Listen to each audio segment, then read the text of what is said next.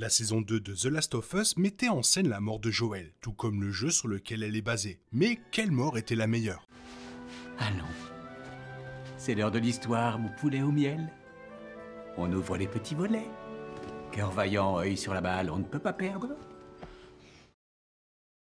La série a fait des choses à la fois meilleures et pires que l'histoire originale. La fin de l'épisode 2 de la saison 2 a illustré cet événement, attendu par les joueurs de jeux vidéo depuis le début de la saison 1. Dans le jeu, comme dans la série, le concept de la mort de Joel reste cohérent. Abby, nouvelle recrue de la saison 2, cherche à se venger du meurtre des Lucioles par Joel à Salt Lake City. Le saccage de Joel a été montré à la fin de la saison 1 et constituait la dernière mission jouable du jeu The Last of Us de 2013. Cet événement majeur marque un tournant majeur pour les deux versions de l'histoire. Des comparaisons avec la mort de Joel sont donc inévitables quant à la manière dont l'épisode 2 de la saison 2 modifie le jeu. Dans l'ensemble, les deux scènes restent identiques. Ceci dit, la série présente quelques différences clés qui peuvent être considérées comme supérieures à celles du jeu, et inversement.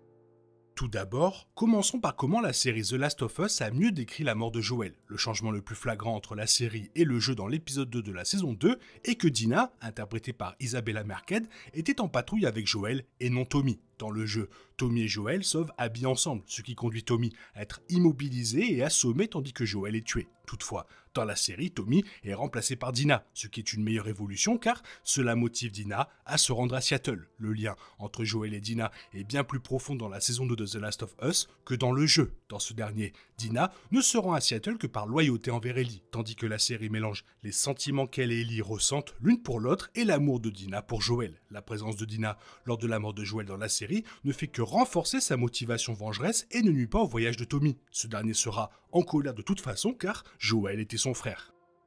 J'admets que ce point pourrait venir du fait que j'ai joué au jeu avant de voir la saison de The Last of Us, mais j'ai l'impression que le jeu a présenté la mort de Joel comme plus choquante. Le jeu met le joueur dans la peau d'Abby, révèle très peu de choses sur son histoire, puis, quelques heures de jeu normal plus tard, Joel est battu à mort dans une scène qui ne dure que quelques minutes. Abby et son groupe commettent l'acte, restent un mystère et ne réapparaissent plus pendant une dizaine d'heures de jeu. La saison 2 de The Last of Us en a déjà révélé plus sur Abby, le WLF, son histoire avec les Lucioles et les raisons pour lesquelles elle veut tuer Joel alors que le jeu ne l'avait pas fait. Le jeu a choisi de laisser les motivations d'Abby dans l'ombre pendant d'innombrables heures afin de rendre l'arc de vengeance d'Ellie plus percutant. Avant de couper l'herbe sous le pied, de forcer les joueurs à sympathiser avec la première. La saison 2 de The Last of Us a pris une voie légèrement différente en révélant beaucoup plus de choses sur Abby beaucoup plus tôt, atténuant ainsi le choc de la mort de Joel, aussi surprenante soit-elle.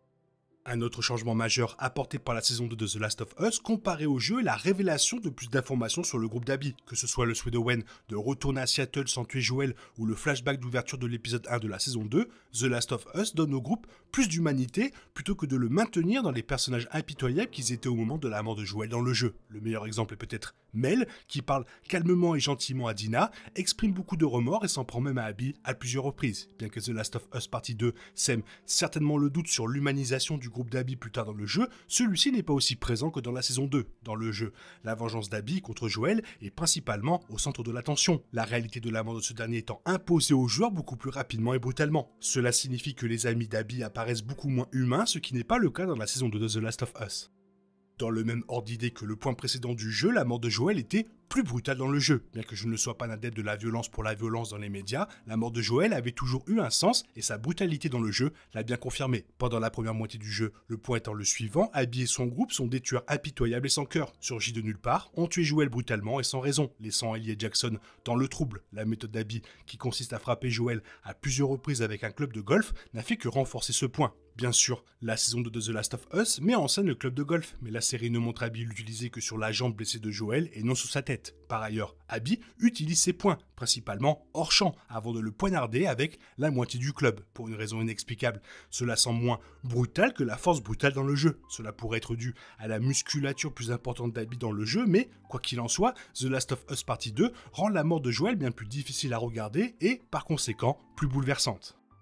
Dans The Last of Us Partie 2, Ellie reçoit un coup de pied au visage peu après la mort de Joel, l'assommant avant de se réveiller à Jackson. La saison 2 de The Last of Us améliore ce scénario en mettant en scène les instants qui suivent immédiatement la mort de Joel. On y voit Ellie ramper jusqu'à Joel et s'allonger à ses côtés, ce qui est déchirant. Un autre plan montre Ellie, les larmes aux yeux, regardant derrière son cheval tandis que le corps de Joel est ramené à Jackson, ce qui renforce la réalité déchirante de sa mort et est porté par l'excellente interprétation émouvante de Bella Ramsey. Les 2 points déjà évoqués et combinés du jeu contribuent à améliorer l'atmosphère de la mort de Joel dans The Last of Us Partie 2. Elle paraît d'emblée beaucoup plus sombre et poignante, compte tenu du caractère choquant et brutal de la scène, mais cela se reflète également dans la conception générale du moment. Dans le jeu, la mort de Joel a lieu au sous-sol du pavillon, dans une pièce faiblement éclairée dont seule une fenêtre enneigée fournit un peu de lumière. Non seulement cela rend la scène plus intense et sinistre, mais cela donne également plus de sens aux expériences d'Ellie, marquées par le syndrome du stress post-traumatique plus tard dans l'histoire. Dans la saison 2 de The Last of Us, j'ai été déçu par la manière dont les cinéastes ont choisi de rendre la mort de Joel beaucoup plus légère physiquement. La mort se déroule dans une pièce beaucoup plus ouverte, devant un feu vif et une immense baie vitrée qui illumine complètement la pièce. Cela efface l'atmosphère presque étouffante et sinistre de la mort de Joel, rendant la représentation de l'événement beaucoup moins sombre. La différence en question ici est certes beaucoup plus subtile, mais la série le fait mieux. Dans les 2 représentations de la mort de Joel, Ellie lui dit de se relever, comme il le fait habituellement. Dans le jeu, la main de Joel tressaille légèrement pour indiquer subtilement qu'il essaie d'écouter ses paroles. Dans l'épisode 2 de la saison 2, la tentative de Joel de se relever est plus prononcée. Alors que Joel est loin de se relever pour combattre Abby et ses amis, Pedro Pascal incarne magnifiquement le combat intérieur. Joel lève légèrement la tête et tente de poser sa main au sol, mais n'y parvient pas. Ce moment de la série illustre mieux à quel point Joel tente de se relever pour Ellie, reléguant de justesse la tentative du jeu de mettre en avant le même aspect douloureux de l'amour paternel. Enfin, les derniers éléments de la mort de Joel que The Last of Us a le mieux représenté sont sa dernière réplique et le monologue d'Abby. Dans la série, Abby parle longuement de ses motivations et des raisons pour tuer Joel, ce qui explique en partie pourquoi sa mort n'est pas immédiatement choquante. Joel répond « Oh, ferme-la et fais-le », ce qui met fin au discours d'Abby. Dans le jeu, Abby n'a pas beaucoup de temps avant que Joel ne dise « Pourquoi ne gardes-tu pas ton discours préparé et n'en finis-tu pas ?» Cette représentation permet au jeu de conserver une représentation plus brutale et choquante du meurtre de Joel par Abby, sans le monologue ni les révélations sur les motivations. Globalement, cela rend la dernière réplique de Joel dans The Last of Us Partie 2 meilleure que celle de la série. Et maintenant, la question est de savoir, toi tu préfères laquelle des deux ?